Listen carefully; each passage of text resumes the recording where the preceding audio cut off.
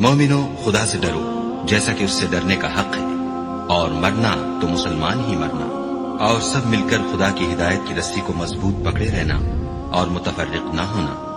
اور خدا کی اس مہربانی کو یاد کرو جب تم ایک دوسرے کے دشمن تھے تو اس نے تمہارے دلوں میں الفت ڈال دی، اور تم اس کی مہربانی سے بھائی بھائی ہو گئے۔ اور تم آگ کے گڑھے کے کنارے تک پہنچ چکے تھے تو خدا نے تم کو اس سے بچا لیا۔ اس طرح خدا تم کو اپنی آیتیں کھول کھول کر سناتا ہے تاکہ تم ہدایت پاؤ۔ اور تم میں ایک جماعت ایسی ہونی چاہیے جو لوگوں کو نیکی کی طرف بلائے اور اچھے کام کرنے کا حکم دے اور برے کاموں سے منع کرے، یہی لوگ ہیں جو نجات پانے والے ہیں۔